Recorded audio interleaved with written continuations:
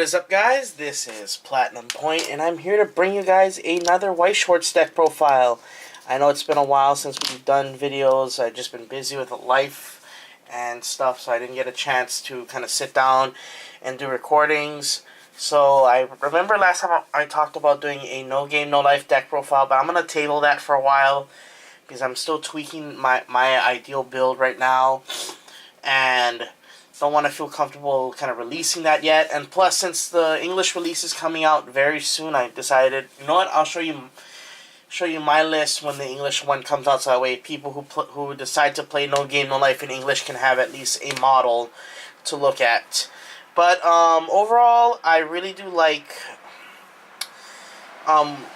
Weiss Schwarz in general, so you're gonna see a lot of Weiss content. I've been taking a long break from Yu-Gi-Oh! And Pokemon, so primarily for now, it's just going to be a lot of Weiss Schwarz content. Hope you guys don't mind. I appreciate though a lot of you guys who subscribed for my Yu-Gi-Oh! And Pokemon content. Mainly my Yu-Gi-Oh! One, since that was my primary content for years. But things are changing. Part of it is because I lost interest in the game, and I want to keep this channel running still, since this has been a long project for me. And it's kind of a personal thing, so I want to keep it running. So I'm going to transition the content to Weiss for now, since this is the primary game I'm playing. So instead of a no game, no life deck profile, I decided to give you guys a deck that I've been playing around for a few weeks, if not a month or two already. And this is Konosuba. Specifically, I'm doing a Goddess variant because this is one of my more favorite versions of Konosuba. There is a more magic variant, which is focused on the Megumin finish from set 1, and there's some that run the 3-2 Megumin from the current set, which is Konosuba 2. But I can show you guys a list later on, but it'll probably be on the team channel. Oh yeah, so that's one new thing that I forgot to mention, is that I have a team channel. I'm part of a team called Team Ready to Lose, so you'll be seeing me on that channel. I'll put our team's channel in the link in the description below. Check out that channel. My two teammates posted their opening of the card Captor Sakura case, which was uploaded I think in February. So check it out. That's their first video. They're going to be uploading a lot of card Captor Sakura content because they're kind of heavy into that set right now, since that's what they're going to be playing for regionals. I don't know what I'm going to be playing for regionals. You'll see a lot of some of my deck profiles over there too. But mainly I'm going to use my channel to promote most of my ideas that I've been doing on the side. And what we do as a team, I'm going to be posting that also.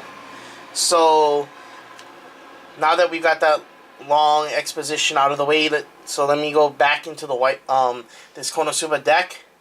This is using the pants and the Aqua level 1 Climax Combo, which is a split 3K and 1 soul.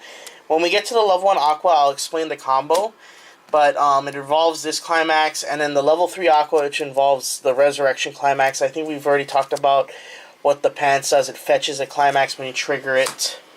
So without further ado, let's get on to the deck profile, starting with the characters. I'm playing 4 copies of Significance of Killing Snow Sprite Aqua. This is your main searcher for a majority of your deck. This allows you to search for, when this comes into play, send a card from your hand into clock, and then search your deck for a Goddess trait character. So this will allow you to deck thin and set up your finish, because your main finish is just a pure Goddess, while most of this deck is Goddess or Adventurer or Magic. So this is what helps you search the Goddess half of the deck. And it's basically a early play condition for one of my finishers, which is a 3-2 Eris. And in order for me to early play it, this has to be in clock. So that's one thing you need to know about that. So let me move that there. I'm also playing 4 copies of Swimsuit Megumin. This card is in here to help with my red count. It has the ability, when it gets reversed, I mill the top card of my deck.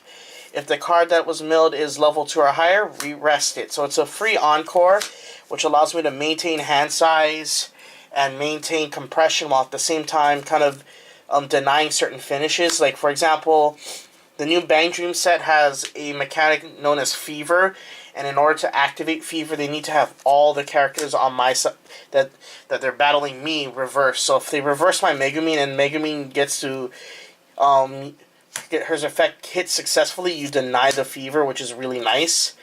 I also like it because of the fact that it's a really strong beat stick, and it forces your opponent to out it through stock swap or clock kicking, because this card is really stubborn to get rid of.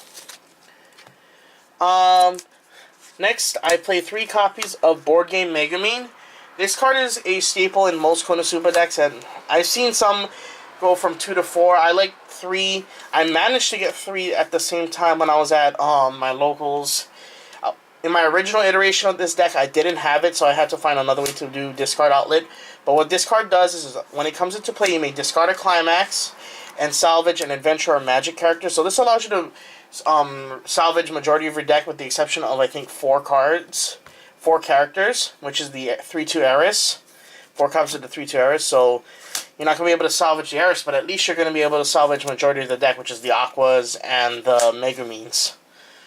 But the great thing about this Megumin is that it's also a free runner, so you can use this offensively as well as for resourcing. So it has a lot of utility in that aspect. And an interesting thing about this card was it originally started off as $9, but after Konosuba won the World Championship, it started to shoot up in price.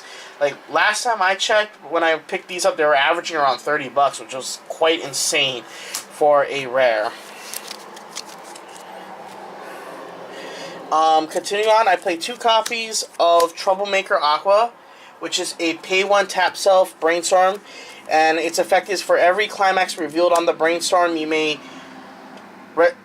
play 1 cost 0 character from the waiting room into the stage. So at level 0, you can even play level 1 characters, which this deck does a lot of during the early stages, since the 1-0 Aqua, if you manage to launch the Climax Combo at 0, when you're at 0, you put a lot of pressure while at the same time deck thinning really nicely. So that's the reason why I play the Troublemaker Aqua, and it helps maintain hand size, because instead of constantly playing characters from hand, I can just use the Aqua to potentially play 2 characters onto the board, which is really nice. The other Brainstormer I'm playing is 2 copies of Sending Off Chris.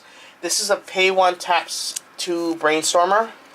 This basically is your main search Brainstormer of the deck. There's other Brainstormers, but for this build, this is actually the better one, since it also gives center slot of the front stage plus 1500, which is really crucial when you're trying to run over certain fields, because you can potentially make a 9-5 lane with the Climax Combo, so being able to do that is really nice. And then lastly, for the zeros, we play 2 copies of Soul Salvation Aqua, which has the on-play top check the top card of your deck. If it's an Adventurer, Goddess, or Axis Church Devotee, add it to your hand, discard a card. And it also has another on-play ability. You may pay to shuffle all your cards in your waiting room back into your deck. So it's a free refresh at a 0 step, which is really nice, as it can help you get back into the game if you run out of your climaxes really early.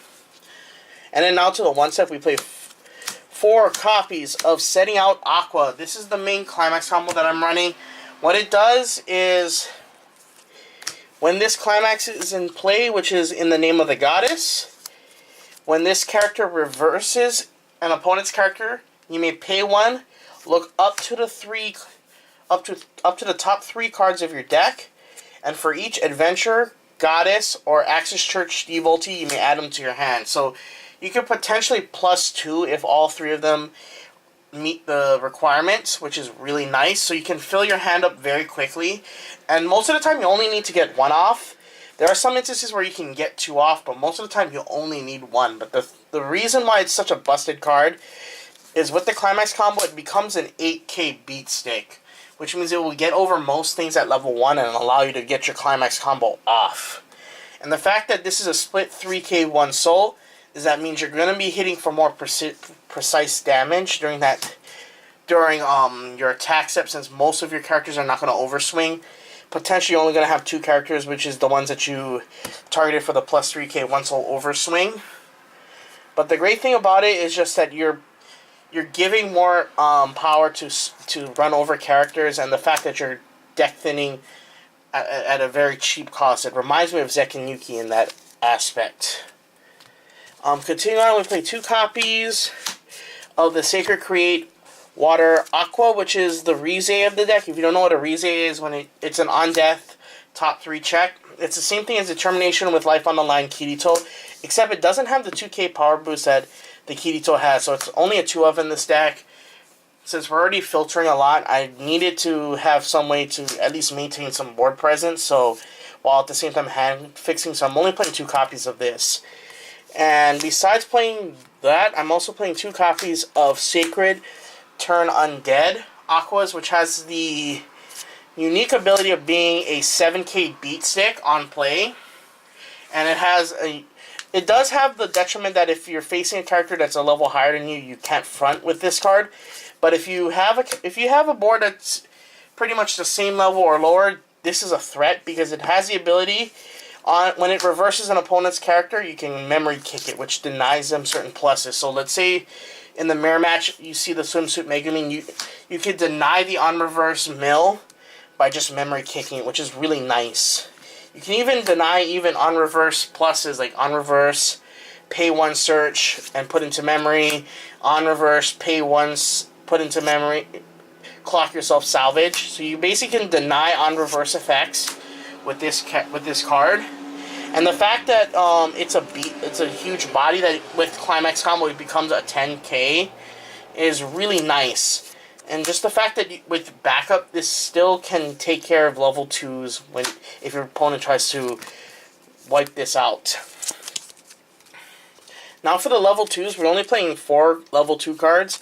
One of them is the 2-1 backup Freeze Kazuma, which has the backup ability. Pay 1, send this to the memory give plus 2k. If you pay another 1, when this is used as a backup, you can discard a card, and the character, you get to select a cost 1 or higher character, and that character minuses 1 soul. So this is sort of a pseudo anti-damage, where you're shrinking the damage on of your opponent. So it's pretty nice in that aspect, and I use it just for the -1 soul and the hand fixing. I'm also playing 1 copy of Senpai Appears, which is basically a event that allows you to, if 2 of your characters, you get to, let me read the effect carefully. If you do not have a goddess, you cannot play it, and when you play it, you get to choose 2 of your adventurer or goddess characters, and they get the following ability. When this card is put into the waiting room, you may put it back at the previous their previous position on the same stage. So let's say if you have 2 adventurer goddess, we'll just use these as an example, and you targeted these 2 to get the effects, they would come back to their original position in wrestle. This is a free encore without having to pay 3. The only problem is that you have to have the goddess trait character on the board in order to do it, so I might cut this out. This is just a flex point that I'm testing out for fun, the Senpai Appears. But really it does help in some situations when I want to regain my board or replenish my key characters when they get reversed, if they can be able to come back from the waiting room. Lastly, we play 2 copies of Seizure of Private Property, which is a stock troll. This card is actually pretty damn busted. So what it does is when you play this card, your opponent sends all the cards in their stock into waiting room, and at the end of your turn, they have to replenish their stock from using the cards from the top of their deck. So what this does is you can either decompress their deck severely using the 3-2 Aqua, which I'll explain in a bit, or you can actually use this to deny finishers, because many finishers tend to use the stock to get their combo going. So you can use this defensively to deny finishers, or you can use this offensively to decompress your opponent's deck so your damage will stick more likely, which is really nice. I sometimes use that offensively, but I most of the time use it defensively. And then for the 3-step, we play 2 copies of the 3/2 Aqua from set 1, which has the on-play ability. You may pay 1, select 2, your opponent selects 2 climaxes in their waiting room. They set that aside and they shuffle the rest of their cards in their waiting room back into the deck. So this allows them to decompress your opponent's deck. And comboed with the 2/3 event, you're gonna make their deck so decompressed that when you're trying to swing big, you have a higher chance of it hitting, which is the purpose of this deck, is to allow you to swing big without having an issue of canceling. And then continuing on for the level 3s, we play 3 copies of Powered Up Explosion Megumin. This is your secondary finisher of the deck. It has the ability, when it comes into play, you may play any character from your hand whose level is equal or lower to your current level, and it gains plus 2k. So you basically use this to play a level 3 for free, so you can conserve stock and make that character beefy to run over. So mainly, your main targets are going to be the 3/2 Aqua and the 3/2 Eris, because if you use the 3/2 Aqua with this, you can Climax Combo with the pants. And I forgot to explain the Climax Combo, so I'll explain this quickly after I explain her effect, which is after you play a free thing onto the board, that character gets plus 2k. So you basically allow yourself to save stock. And going back to the Aqua, her effect with Climax Combo, which combos with this pants trigger, is that you can when this comes into play, you may discard a card from your hand, and you get to play a character from your clock onto any position of the front row. So this allows you to in a sense heal to play. So what your main target is going to be is either the 3/2 Megumin or the 3/2 Eris, and I'll explain her effect when we get to her. But this is mainly to help you set up the finishing board. But the idea is you're going to be trying to spend as very little stock as possible at the 3-step, so that way you're still able to maintain some compression if your finish fails.